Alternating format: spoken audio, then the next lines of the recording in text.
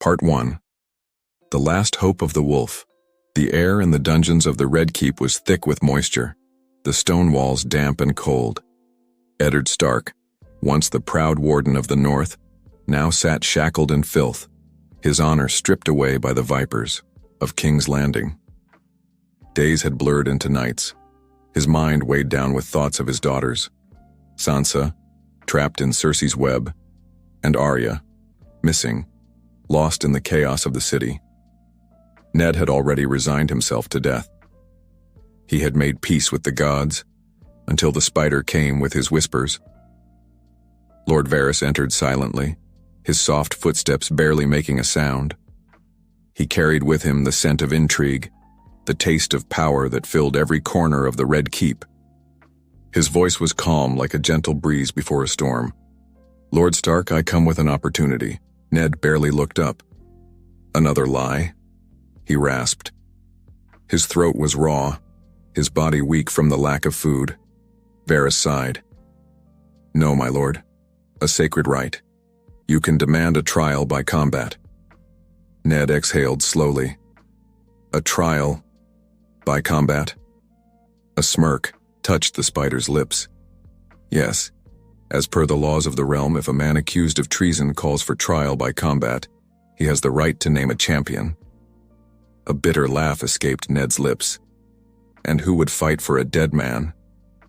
Varys stepped forward, lowering his voice. "Sandor Clegane."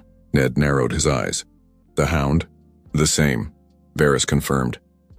"He is no friend to the Lannisters. His loyalty to Joffrey is paper thin.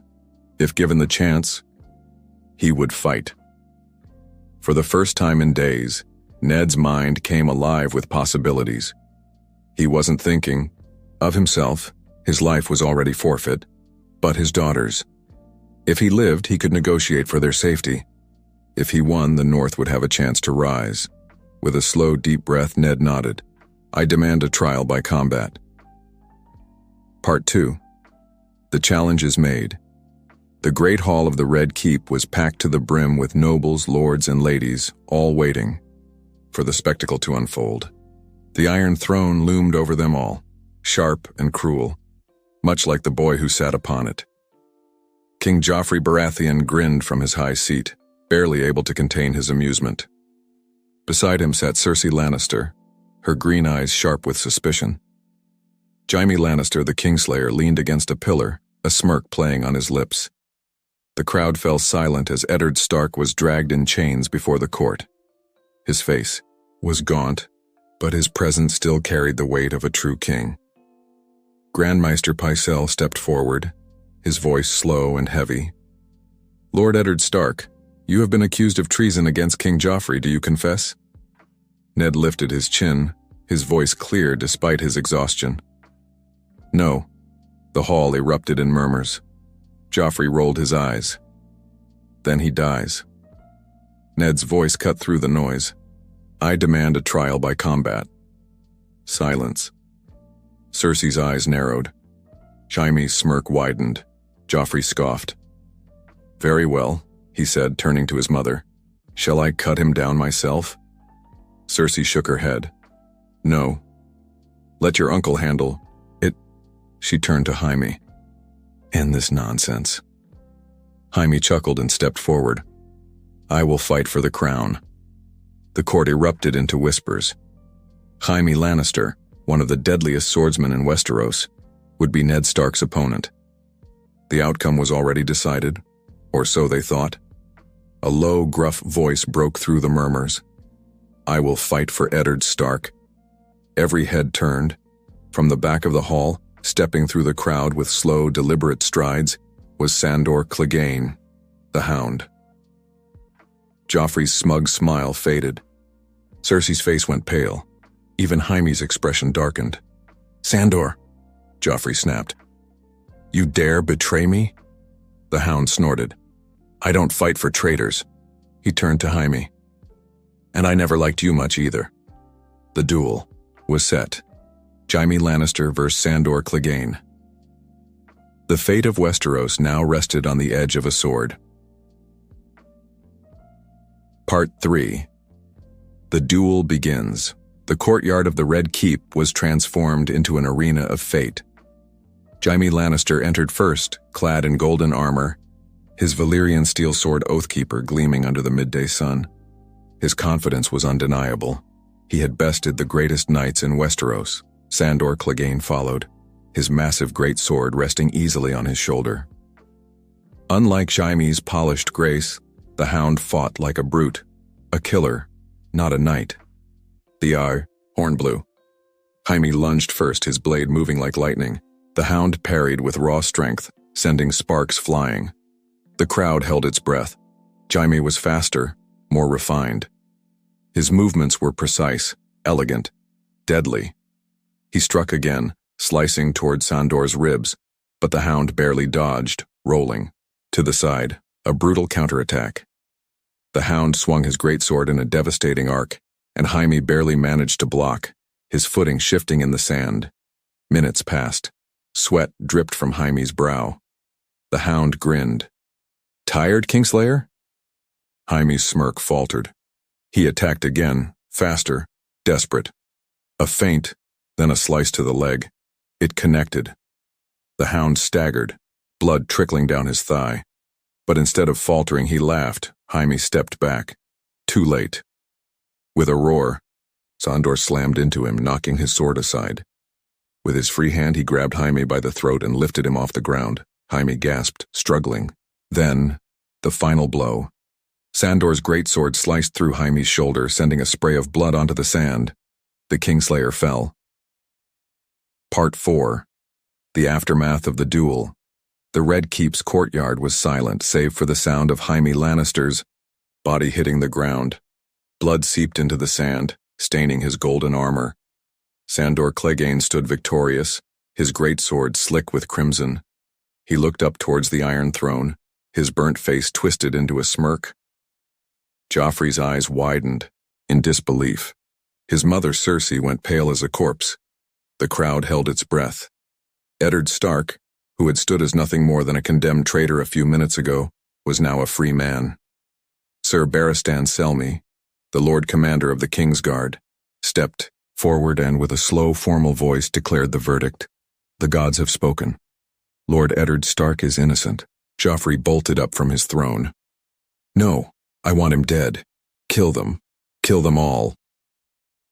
But the laws of Westeros were clear.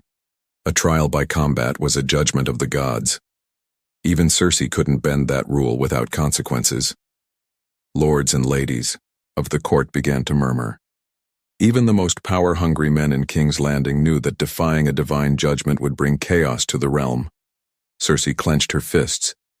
She had lost. Ned Stark was alive, free. And now, he had a choice. Would he flee King's Landing, or would he play the Game of Thrones? Part 5. The Lion's Wrath. Ned was taken back to his chambers, but this time, not as a prisoner. Varys stood by the door, his expression unreadable. "Congratulations, Lord Stark. You have lived to fight another day." Ned's voice was grim. But at what cost? Sansa was still a hostage. Arya was still missing. And the Lannisters were still in power. Littlefinger arrived, his smirk barely hiding the tension in his eyes. "You surprised everyone today, my lord. But now you must act fast." Ned turned toward him. "What do you mean?" Littlefinger leaned. "And Joffrey is a rabid dog. He wanted your head once and he still wants it. Cersei will try to eliminate you before you can gather your allies. You must leave now. Flee to the north." Ned considered it. Running back to Winterfell, reuniting with Robb, raising his banners. It made sense. But then another thought struck him. What if he stayed? What if he fought from the inside? What if he became Hand of the King again? This time, not to serve, but to rule. Ned had never wanted the Game of Thrones. But today, the game had come to him, and he had a chance to change everything. Part 6. A Wolf Amongst Lions. The next morning, the small council convened. Cersei's face was like stone, but her eyes burned with quiet fury. She had lost the duel, But she wasn't done fighting. Joffrey was still king. The Lannisters still held the power. Ned entered the room, every step measured. He wasn't a prisoner anymore. He was a player now. Grand Maester Pycelle, Sir Barristan Selmy, Littlefinger, Renly Baratheon, and Varys all watched him with interest. Joffrey glared. "You should be dead." Ned didn't flinch. "Yet here I stand." Cersei leaned forward, her voice smooth as venom. "The north is far, Lord Stark. If you leave today, I will ensure Sansa is returned to you unharmed. A test, a warning." Ned's hands curled into fists.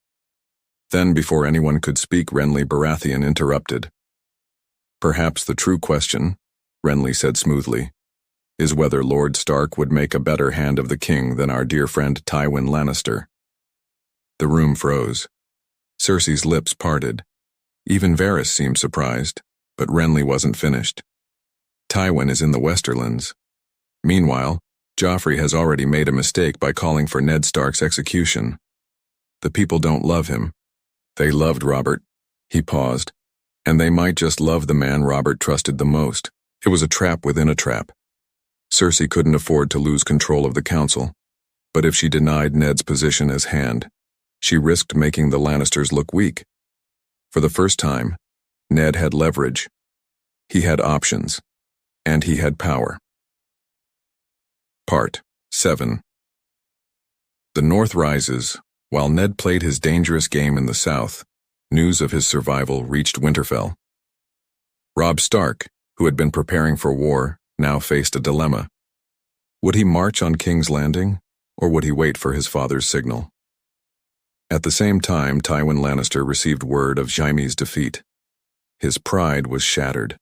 His son was humiliated. The Lannister banners were called. War was no longer just coming. It was inevitable. Part 8. The True Game. Begins back in King's Landing. Ned made his choice. He stood before the Iron Throne, his face unreadable, his voice steady. "I will serve as Hand of the King." Joffrey smirked, thinking he had won. Cersei narrowed her eyes, but in that moment Ned Stark was no longer just a wolf in a lion's den. He was a hunter, and the lions were cornered.